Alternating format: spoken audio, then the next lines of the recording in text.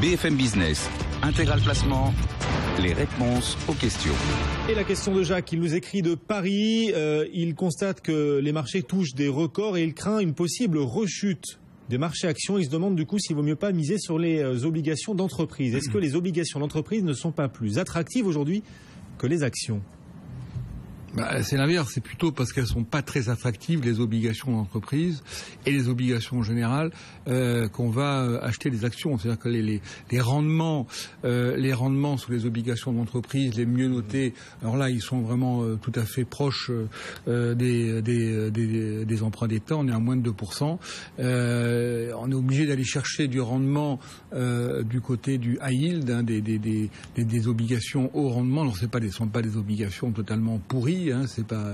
Non, le taux de défaillance est hyper faible quand même. Voilà, et tout à fait. Enfin, le risque est limité, malgré tout. Il est limité, mais finalement, on a du mal aujourd'hui, avec la pression qu'il y a eu à la baisse sur les taux, à trouver des rendements supérieurs à 4%. Donc finalement. Mais Jacques, sa question, c'est une question peut-être plus sur le risque que sur le rendement. Quand il dit qu'il souhaite ou qu'il envisage éventuellement d'acheter des obligations d'entreprise, c'est parce qu'il se dit que les marchés actions sont élevés et risquent une rechute.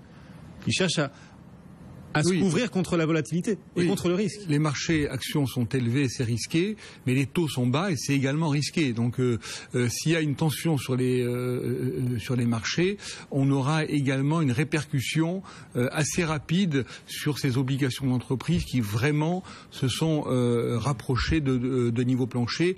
On aura une onde de choc moins importante, mais je pense que ces valeurs sont également vulnérables. En fait, ce qu'il faut, c'est toujours diversifier. Je crois qu'il faut pas tout miser sur l'un ou sur l'autre, mais il faut pas croire qu'on va pouvoir trouver un refuge idéal du côté de ces entreprises. Et de toute façon, votre scénario, c'est d'ailleurs le scénario à peu près consensuel sur les marchés, c'est qu'on n'est pas encore au bout de la hausse a priori.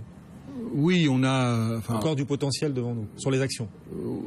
On en parlait tout à l'heure. On peut, si on a des bénéfices qui repartent à la hausse, on a un potentiel de 8-9% devant nous. Oui. Voilà donc pour cette idée et la façon de l'appréhender. Petite question de Michel à présent sur Orange.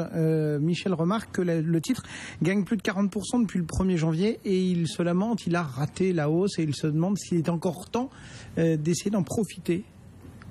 Alors nous, on a un objectif autour de 13 € sur la valeur. On n'est pas très loin. On a une forte progression. On peut prendre des bénéfices autour de 13 €, mais à plus long terme, compte tenu de la restructuration du secteur, qu'on le veuille ou pas, on va revenir à 3 opérateurs, et donc on peut penser que la période de forte pression sur les prix est terminée. Donc on pourra peut-être revoir le titre Orange aller au-delà, mais en bonne gestion, il a raison. Enfin, après la forte hausse du cours, il vaut mieux prendre des bénéfices. Lui, il veut plutôt acheter. Il voulait acheter. Il a raté la hausse, Je pense que là, c'est une raison. Acheter à l'approche des 13 €, c'est un peu dangereux. Voilà, c'est trop tard. Et justement, c'est aussi la question d'Hubert. Il se demande, Hubert, s'il faut vendre certaines des valeurs qui ont le plus progressé depuis le début de l'année. Et à l'inverse, acheter celles qui ont sous-performé. Est-ce qu'aujourd'hui, c'est le moment d'arbitrer dans ces valeurs qui ont plus progressé ou plus reculé que d'autres ? Non, mais je crois qu'on n'a pas de bulle sur les marchés européens. On a des PE qui sont autour de 14,5. On n'a pas eu de bulle particulière sur les technos. Donc ce qui a monté va continuer de monter. On voit des rotations sectorielles. On voit Pernod Ricard qui était en retard, qui repart aujourd'hui un petit peu à la hausse.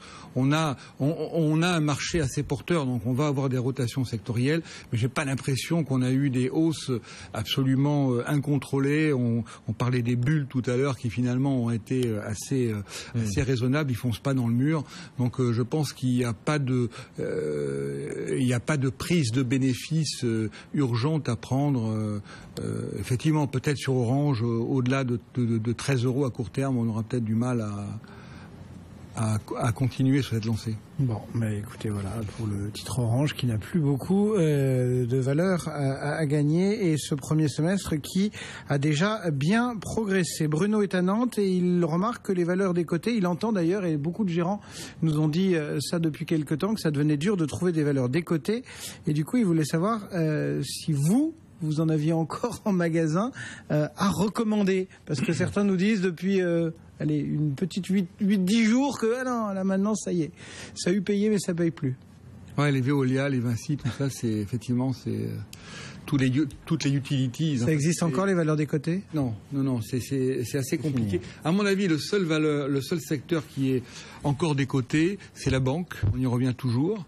Là, c'est vraiment un secteur d'exception. On a vu ce qui s'est passé avec la BNP. Si on cherche des valeurs décotées, on peut regarder du côté de la banque, peut-être du côté d'AXA aussi, qui est bien retombé. Oui, beaucoup de gérants conseillent AXA en ce moment. Bah ouais, je crois qu'elle est pas mal. Elle était passée au-dessus de 20, elle est bien retombée là.